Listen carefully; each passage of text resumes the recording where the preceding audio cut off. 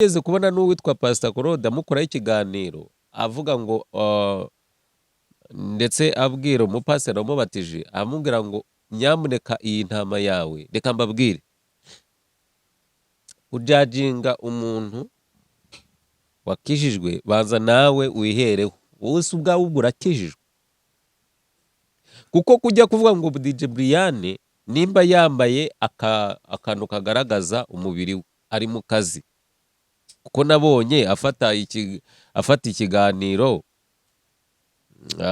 cyangwa se ka video yari gucuranga ku munsi wa Reyo ari mu kazi tandukanya kuba mu kazi rero kandi ikindi cya kabiri umuntu wese n'imyemerere n'umutima nama we kuko nawe wakujajenga niyakuburamo ikosa byonyine mu magambo umuntu avuga urumva Pastor Koro amagambo uvuga ntago akwiriye umuntu w'umupasiteri rero nimba DJ Brian yambara kuriya setu n'imyemerere ye ntago uri Imana nta nubwo ari nyirinde kuzaza kumubwira ngo ambara uko nguko ahubwo Imana yo kubera ko ari yamuhaye agakiza hari n'abavuze ngo ninuza ngo hari n'abavuze ngo yishyuye amafaranga ngo Ernest ngo yishyuye DJ Brian amafaranga ngo kugira ngo kaze ngamubatize aho ngaho nukubeshya yagiye mu rusengero arakizwa yakira umwami Yesu ariko ku nshuro ya mbere yarakijijwe aza kuri kamera ati ngewe yakira agakiza nawe ati ngewe narakijijwe rero ikintu cyagiye kidutungura nuko aba yasanze cyangwa se yahuye nabo babarokore b'abakristo nimba aribo batumye agwa nimba bwakari agatwiko nimba uyu munsi wa none nimba ari agatwiko ntumbaze twagiye uyu mwana ni yitwa Jackie. She's called Jackie. Uyu munsi wa none akozweho n'umwuka wera. Today the Holy Spirit touches her. Aje kwakira Yesu Kristo She's umwami coming to w'umukiza. receive Jesus Christ as a King and Savior. Niwe n'umutima we. It is her and her heart. Ijambo ryigishijwe. The word that was told. Uyu ni umusaruro. This is the harvest from it.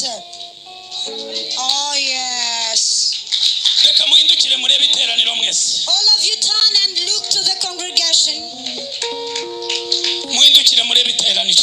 Turn and face others. Apostle. Igira hino. Come closer please. Uyu ni umugisha ukomeye ni iminyago. This is a great blessing. Uyu ni umusaruro ukomeye. This is a great harvest.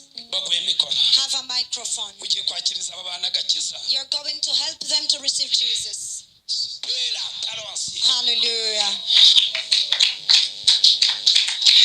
Israel mbonye kuba yaba yarateye umukobwa ntabyo biturebaho hanyuma kuba Ezekiri yaba yitekeye agasombe mukamuseka ariko rwose ebana ibintu ni hatari kweri koko mwitekera agasombe nimurangiza koko museke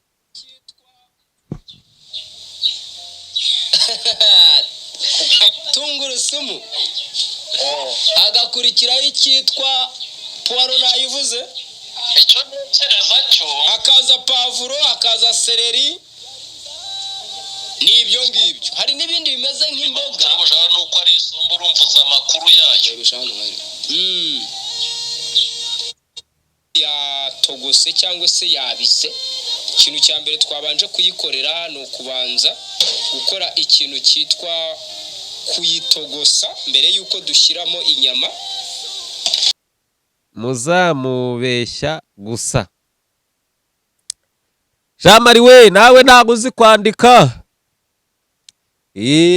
nawe ntago bigaragara ko utizi yewe ga Jean Marie ndagusetse none se ko ndeba umusetse kandi nawe utazi kwandika uranga muri mwe hari uwigeze ngo urangiza sogonderi hanjijiwe warebye ibikureba Jean Marie ngo none se ngo abapasiteri muri mwe hari uwarangije kibura koko kibura iki kinyarwanda ni icyahe Jean Marie kibura kibura waka byibura gukosora mbega umuntu wize utazi kwandika ariko amugana abantu bize nanone ajya bazi none ngaho reba uyu nguyu ugaragara ko yize sogondere kandi yarangiye katoke ko yarangije na kaminuza ariko umuntu warangije kaminuza utazi kwandika byibura kandika kibura mbega umuntu wize waminuje kibura koko Jean Marie kibura ni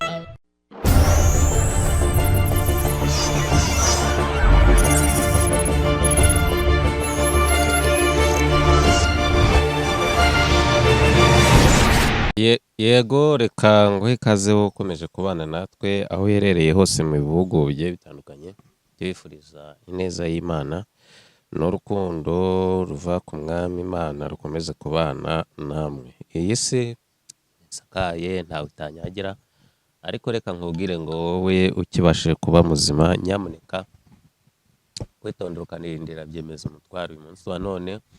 Harimo abarira, harimo abababaye, harimo abarwayi, ariko byose hamwe aba barwayi mwihangane, abapfushije mwihangane, abafite ibibazo bigiye bitandukanye uyu munsi urarira ariko ejo bwacya mu gitondo gaseka. So rero ibyo byose ni ibyaremwe n'Imana isumba byose, nubwo hari abatemera Imana hari n'abatemera Kristo, ariko byose bituzanira n'umugisha, kuko icya mbere cyo iyo wizeye umwami Imana ikwigirira neza, ariko nanone wakwizera umwana w'umuntu umuntu akaguhemukira.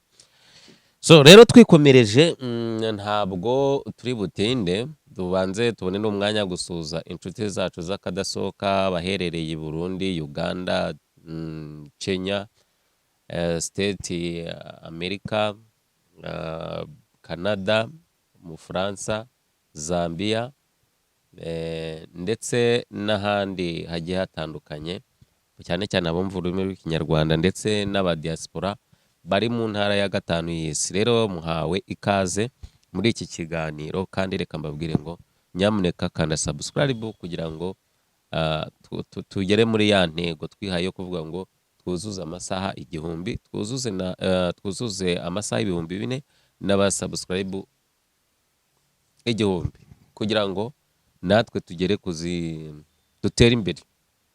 Hanyuma impamvu mbyutse nkora iki kiganiro cyangwa se nkoze iki kiganiro, tugiye kuganira ku biganiro bigiye bitandukanye byagiye bivugwa by'abantu bagiye baza hano kuri social media bakavuga ati twebwe twahawe agakiza, ariko nanone ari agatwiko. Ndetse twagiye tubona uwitwa DJ Brian arakizwa ariko ntiyemerwa. Ibaze, urakijijwe uvuye mu byaha witwaga umunyabyaha, ariko ubwo witwaga umunyabyaha urakijwe wakiriye agakiza, kubera ko abantu bigize abajaji mu by'Imana, bigira abantu b'inararibonye mu by'Imana. Kandi mu by'Imana nta muntu wigira umuntu w'umuhatari cyane, kuko iyo wigize umuntu w'umunyabwenge urasiga, cyangwa se iyo wigize umuntu w'umunyabwenge urahatakarira ukahasuzugurirwa. Icya mbere ni ukwicisha bugufi, kuko Yesu yaravuze ngo nimube nk'abana batoya. Urabona nka mwagiye mwumva ngo yakijijwe, uyu munsi ngo ntiyakijijwe kubera iki? Twigeze kubona n'uwitwa Pastor Claude amukoraho ikiganiro avuga ngo ndetse abwira umupasiteri wamubatije, amubwira ngo nyamuneka iyi ntama yawe, reka mbabwire, ujajinga umuntu wakijijwe banza nawe wihereho, wowe se ubwawe ubwo urakijijwe. Kuko kujya kuvuga ngo DJ Brian nimba yambaye akantu kagaragaza umubiri we ari mu kazi, kuko nabonye afata ikiganiro cyangwa se akavido yari gucuranga ku munsi wa Reyo ari mu kazi. Tandukanya kuba mu kazi rero, kandi ikindi cya kabiri umuntu wese n'imyemerere n'umutima nama we, kuko nawe wakujajenga ntiyakuburamo ikosa byonyine mu magambo umuntu avuga. urumva pasakoro amagambo uvuga ntabwo akwiriye umuntu w'umupasiteri. Rero nimba DJ Brian yambara kuriya setu ni imyemerere ye, ntabwo uri Imana, nta nubwo ari nyirinde kuzaza kumubwira ngo ambara uku nguku, ahubwo Imana yo kubera ko ariyo yamuhaye agakiza. Hari n'abavuze ngo ninuza ngo hari n'abavuze ngo yishyuye amafaranga ngo Ernest ngo yishyuye DJ Brian amafaranga ngo kugira ngo kaze ngo amubatize. Aho ngaho ni ukubeshya, aho ngaho ni ukubeshya. None se ubu ngubu ko agaragara mu nsengero, rero nagira mbabwire ngo kambi k'umuntu n'umutima we, kuko mwigize abajaji mu by'Imana kandi mutaraba Imana. Kuko umuntu w'Imana nta jajinga mugenzi we ngarakijwe cyangwa ntagakijwe. Oya, reba ibikureba itakureba urebe heri. Ikindi cyongeyeho, haje uwitwa Israel Mbonyi avuga ngo yateye inda umukobwa w'abandi. Niyo mpamvu nabagiye mbabwira ngo ibyahishwe nabyo bizajya ku mugaragaro. Najya yamutera inda atamutera inda bundi birakureba hirya. Icyambere nose uramuvuga ngo umutungire uwo mugore cyangwa umutungire uwo mwana, wavuze ibikureba itakureba bikukareba hirya. Kuki muba mwashyushye mu bintu bitabareba, mu buzima bw'abandi, mumana mu buzima bw'abandi? Siko mumeze nk'imbaragasa. Yagiye mureka kumera nk'imbaragasa cyangwa mukareka kumera nk'inda.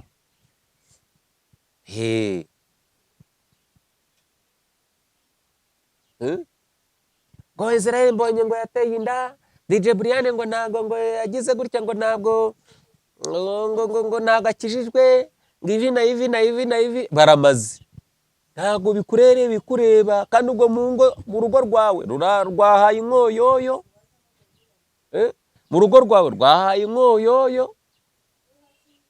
Abandi nabo barimo bavuga ngo babagara ibitunguru.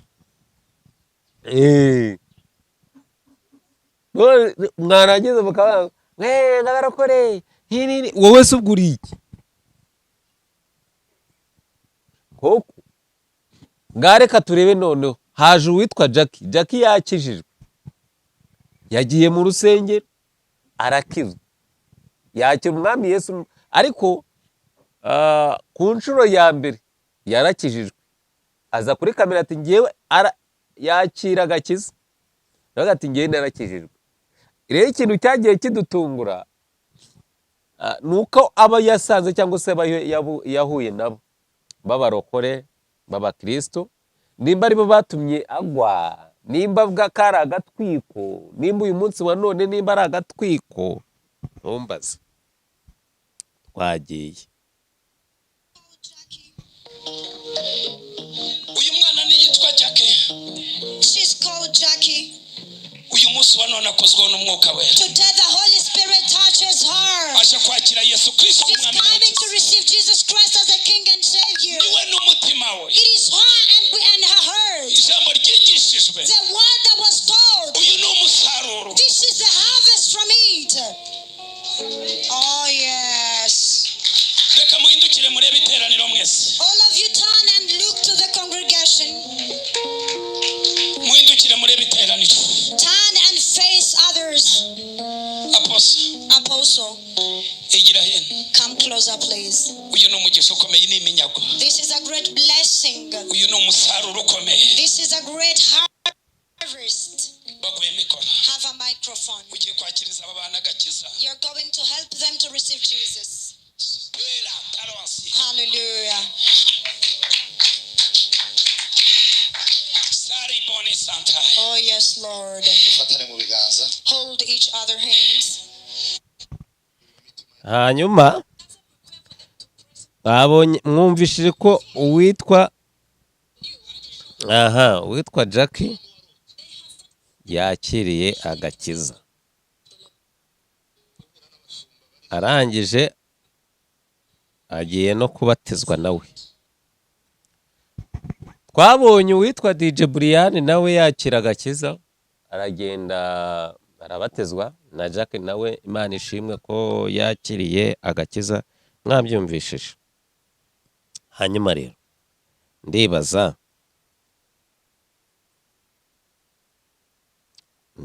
ngo ese koko yakiriye agakiza cyangwa ni ka gatwiko ka Jack? Twagiye tubona mu minsi ya mbere aza akavuga ati ngewe ndakijijwe, ariko bikarangira ageze gute?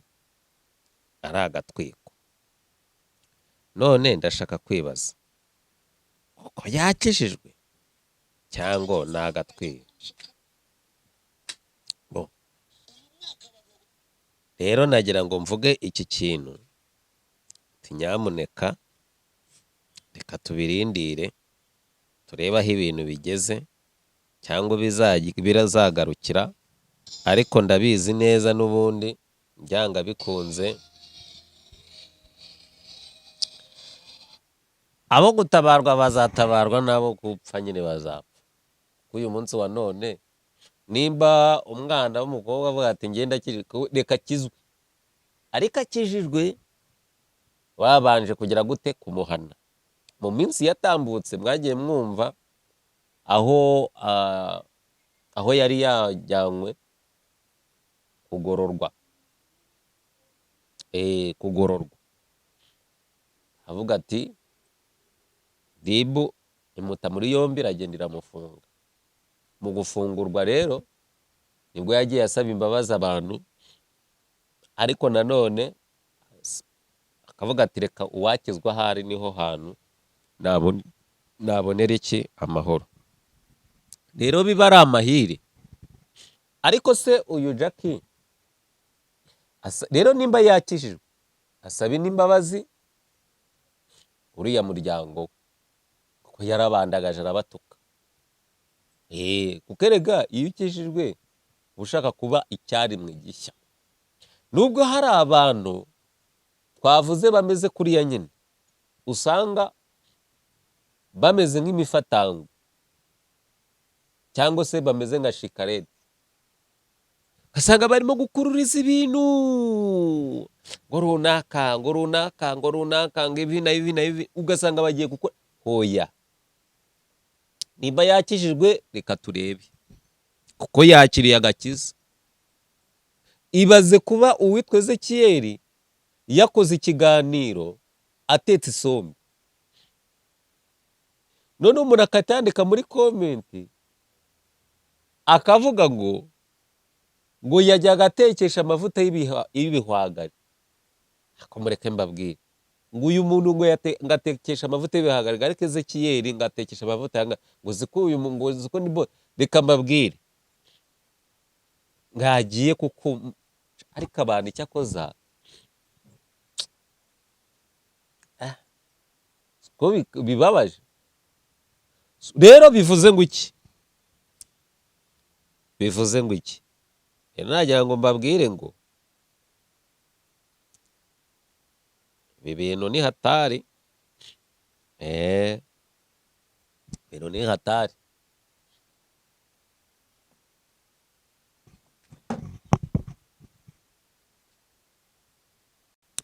Uranyumva neza? Hanyuma nimba uyu munsi wa none hari abakizwa bakabaho n'abajaji, urumva rero ntaho turi kuva naho turi kuba. Kuko uyu munsi wa none nimba abantu bakijijwe, bamwe bakabakoraho ibiganiro, kandi bakabafashe imbaraga cyangwa se bakaba babafashe babateye ingabo mu bitugu, bakabajyana bakabashyikiriza Yesu. Uyu munsi wa none amadini menshi yubakiye ku kinyoma, niyo yakagombye gufata abantu b'abanyantege nkeya akabahuza na Yesu, ariko uyu munsi wa none nibo babaca intege. So rero Jack biba amahire kuba yakizwa. Israel Mbonyi kuba yaba yarateye inda umukobwa ntabyo biturebaho. Hanyuma kuba Ezekiyeli yaba yitekeye agasombe mukamuseka, ariko rwose ebana ibintu ni hatari kweri, ni kweri koko. mwitekera agasombe nimurangiza koko museke.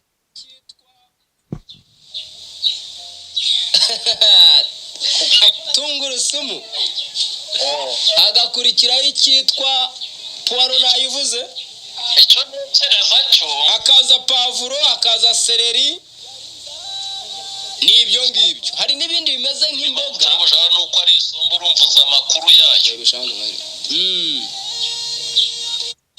Yatogose cyangwa se yabise, ikintu cya mbere twabanje kuyikorera ni ukubanza gukora ikintu cyitwa kuyitogosa mbere y'uko dushyiramo inyama. nanjye nshyiremo agakabutura. Noneho rero ibyo byose nibirangira maze kumva njye ntabwo ndi bujabure nka kwa kundi kawe wangu. Noneho ureba iki kiganiro, hari uwanditse ngo isa nabi pe, abantu muri ba namunoza, isa nabi pe. None se bundi reka nkubaze, isa nabi te wanjijiwe? Nimba umuntu yikoreye ikiganiro yitekera agasome, nanjye reka noneho nzakora ikiganiro nitekeye isome, numve noneho uko muzavuga ngo dutekeye habi. Harimo abazavuga ngo batekeye mu masafuriya. Koko nimba ibona ko yatetse isombe isa nabi, genda umwereke isombe isa neza. Hari isombe isa nabi wanjijiwe? Wagiye ureka urwangano ruri mu mutima wawe, inzangano mufite nizi. Ariko wa mugani, abantu mwitonde muri iyi minsi, kuko abantu bafite inzangano zikomeye.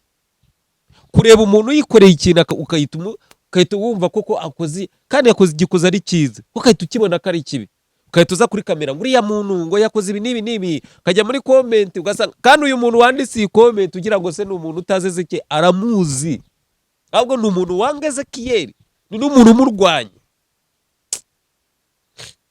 Undi aravuga ngo watetse. None hakaba harimo umuntu wanditse ngo Ezekiyeli ari mu kazi, komerezaho rata, wowe Imana iguha umugisha. Uyu muntu wanditse iyi comment Imana imuha umugisha. Noneho hari undi muntu wanditse ngo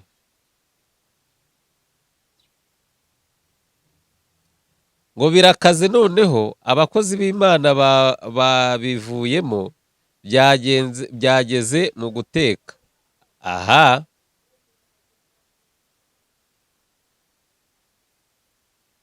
noneho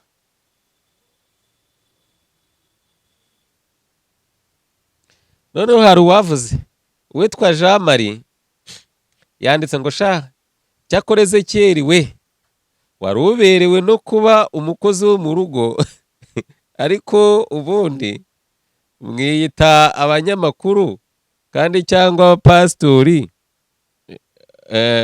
muri mwe hari uwarangije cyibura segonderi, muzamubeshya gusa. Jean Marie we, nawe ntabwo uzi kwandika, nawe ntabwo bigaragara ko utizi. yewe ga Jean Marie, ndagusetse. None se ko ndeba umusetse kandi nawe utazi kwandika? Uranga ngo muri mwe hari uwigeze ngo urangiza segonderi? Hanjijiwe, warebye ibikureba, Jean Marie. Ngo none se ngo abapasiteri muri mwe hari uwarangije cyibura koko, cyibura. Iki kinyarwanda ni icyahesha Jean Marie we, cyibura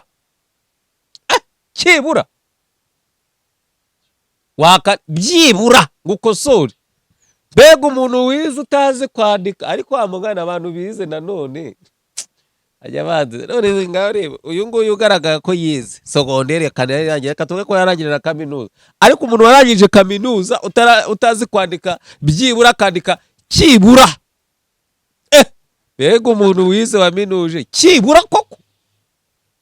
jamari kibura ni igiki kibura ni ikibo ni igiki ngo kibura ayayeye aha noneho Claudine mvukuntu yanditse ngibaze ko nanjye w'umukene ndya ibihwagari ariko umunyamakuru wacu ateka mu kwano burya ndi umukire uramaze nimba uri umukire se ngaho umugurire ibyo bihwagaro bijya kugira ngo se nuko yabuze amafaranga ariko se mwabuze content koko noneho ugishyiramo ubunyoba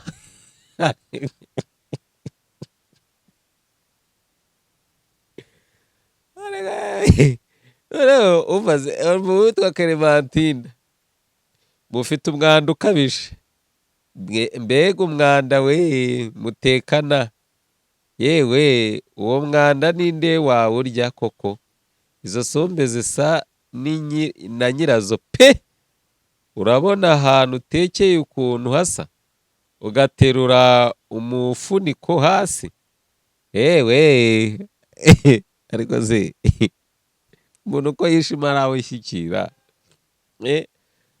ukongera ukawukubita ku cyungu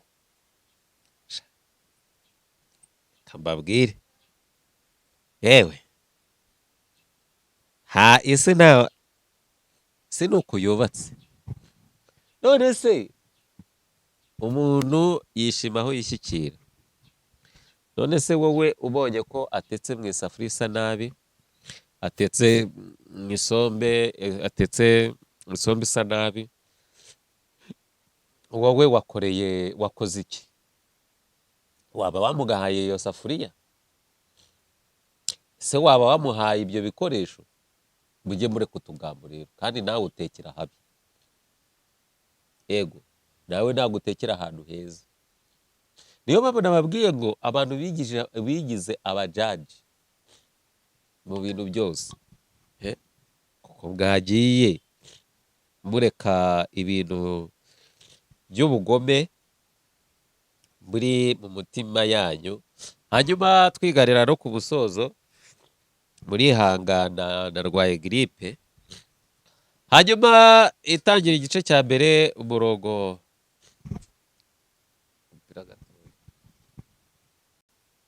twikomereze intangiriro igice cya mbere cyangwa se itangiriro igice cya mbere umurongo wa mbere avuze ngo mbere na mbere Imana yaremye ijuru n'isi isi yari itagira ishusho hariho ubusa umwijima wari hejuru y'umuhengeri maze umwuka w'Imana yagendagendaga hejuru y'amazi Imana iravuga iti habeho umucyo ubaho Imana ibona umucyo ko ari mwiza Imana itandukanya umucyo n'umwijima Imana ibaha umugisha hanyuma ibyo ngibyo tugiye kuganiraho twita tunasoza tureba abantu bari mu mwijima n'abantu bari mu mucyo rero Bibiliya iravuze ngo mbere na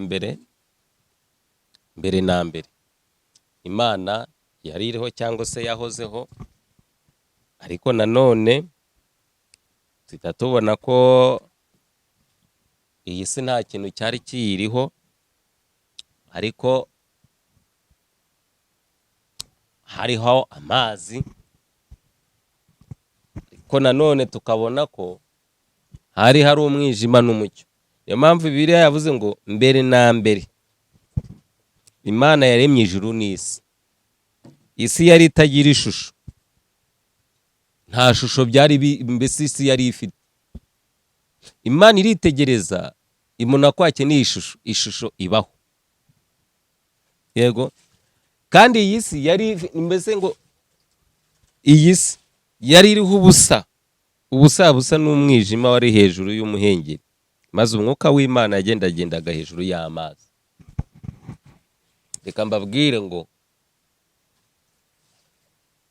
Imana yo mu gihugu cyo mu ijuru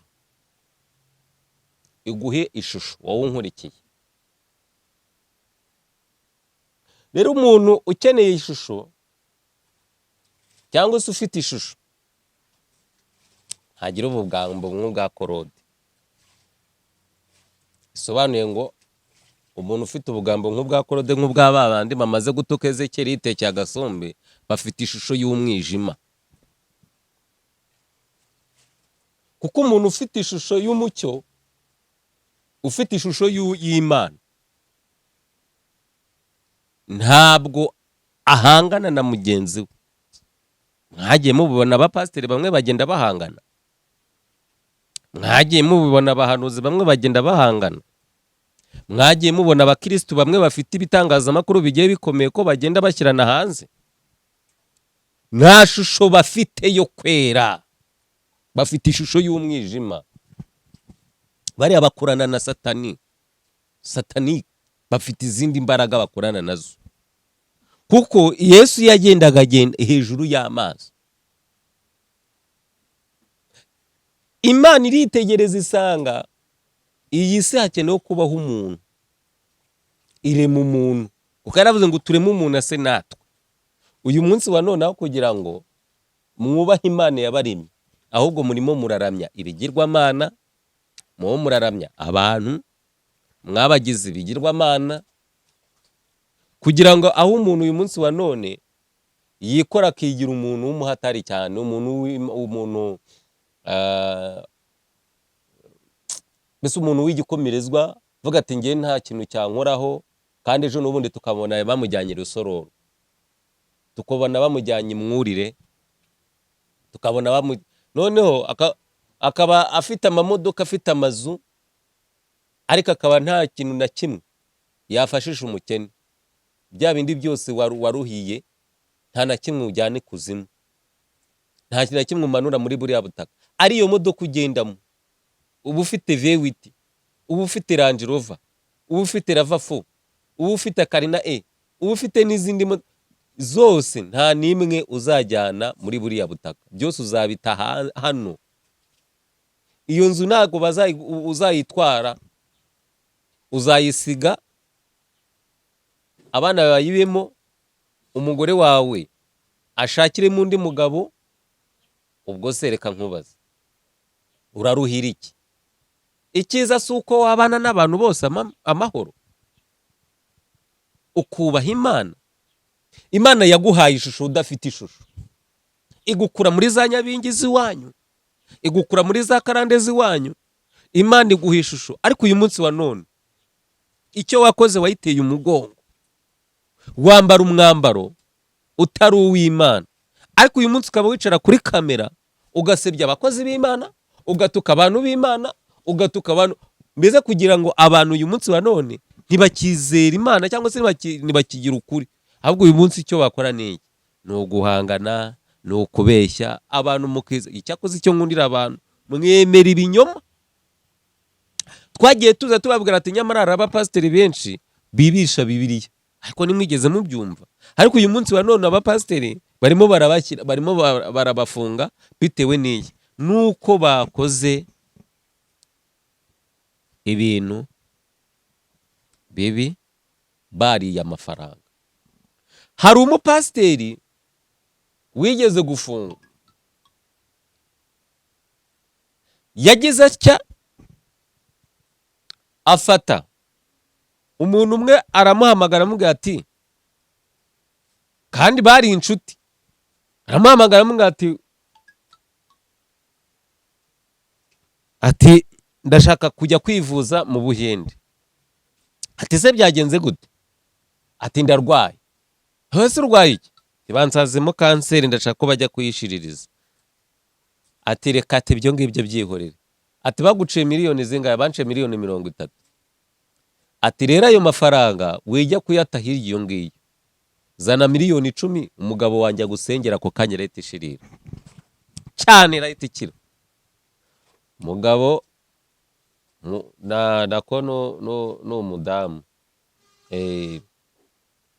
abafashe ayo mafaranga miliyoni 10, ayashyira umugabo, aramusengeye, aramubwira ati Imana irambwiye ngo genda ujye kwisuzumisha kanseri yageze gute, yakize.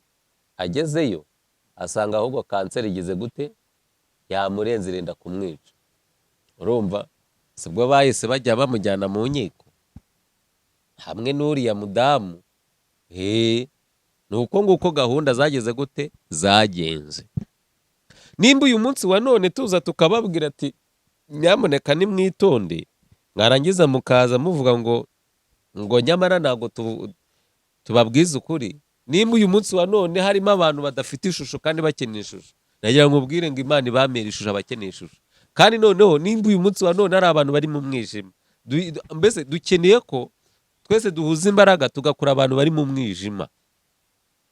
Ko hari abantu bari mu mwijima, hari abantu bibera hirya iyo ngiyo batazi iby'Imana, ariko kandi bakagombye kubwiriza ubutumwa bwiza kugira ngo abantu bose baze bakizwe. Ariko se nanone barakizwa gute kandi abo mwakabwiye ubutumwa bwiza nanone mugenda mubakorera ibyamfurambi? Rero birakwiriye ko wowe uhinduka kandi ukanahinduka uhindutse. Twiganira ku musozo, nagira mbabwire ngo nimba uyu nguyu witwa Jackie yakijijwe, mureke akizwe kandi koko akizwe. Urumva, mureke akizwe kandi koko agire gute akizwe. Kandi ndabizi neza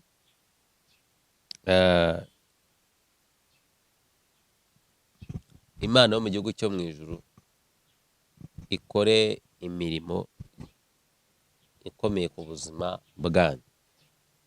Noneho tugana ku musozo, hari ikintu kindi nshaka kuvuga. Abana b'abantu baragoye, ariko ndaje mbatemo noneho uwariye miliyoni 32 akaziriya umuntu akamubwira ati urapfuye kandi amubeshye. Uyu munsi wa none igihe yamuhaye ntiyigeze apfa, ahubwo yari muzima. Rero reka mbabwire ngo ibiganiro byacu nakagaruka. Shalom.